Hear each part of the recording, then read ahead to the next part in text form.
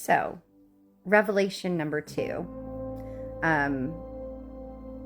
In the last video, I shared that I was going to start sharing. I did say every day, but I'm just not really great with this kind of thing. So, it happens when it happens. And so it's happening now. And this is something I feel that a lot of Christians need to know and they need to understand in order to see life for what it is and to help them to overcome. Right. So this is about a year into my walk with Jesus, and one of my big challenges that I was dealing with was my temper. I always had a really bad temper. It would flare up uncontrollably, and I could never stop it. And so I was at work, and I had a nasty customer on the phone, and I could just feel my blood boiling. I could just feel myself starting to lose it. And I caught myself and was just so angry with myself for it happening again, that this was something that I couldn't seem to control, and I couldn't seem to stop it.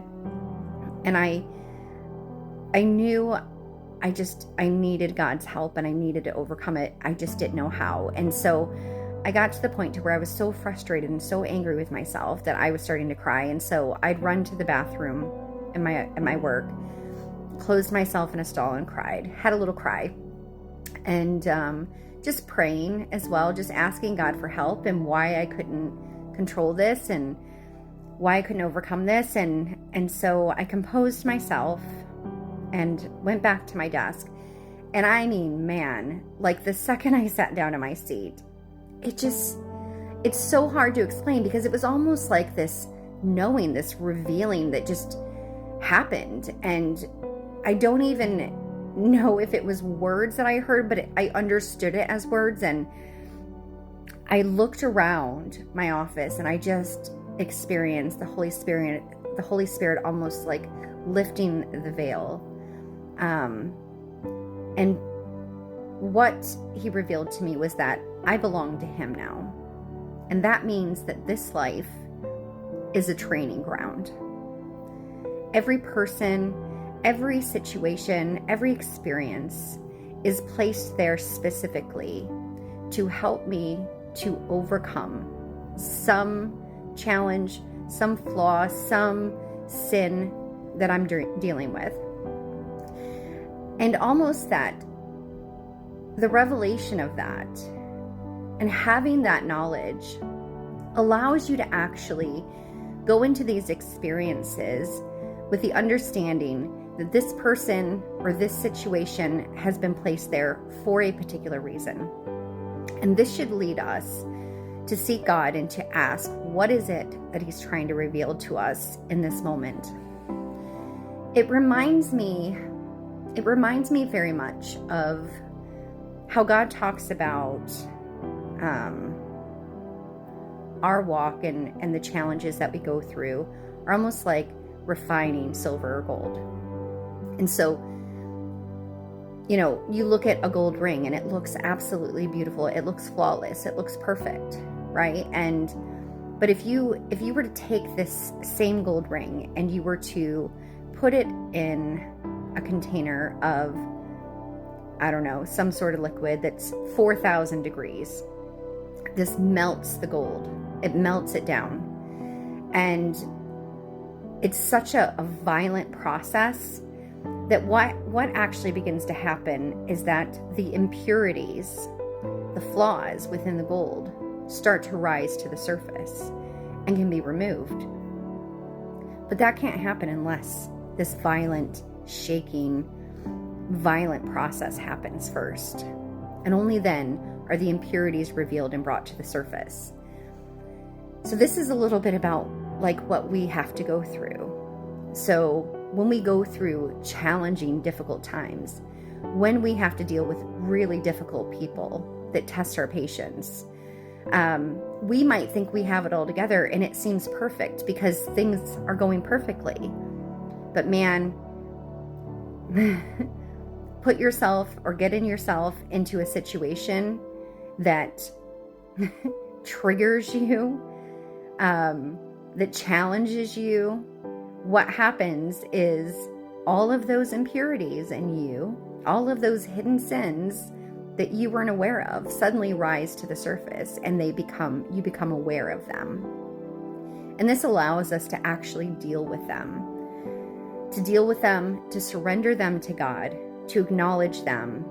And when we can see this, like when we are aware of these flaws that have risen to the surface, we have this perspective now that this life is a training ground.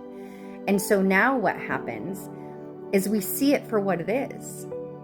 Oh, this is an opportunity for me to practice patience. This is an opportunity for me to practice perseverance. This is an opportunity for me to love the unlovable. This is an opportunity. Instead of whining and complaining about how difficult life is, and just wishing these things away, and just praying to God that He would take it all away from us, we're completely missing the point. We're missing the whole purpose of these challenges that we're facing.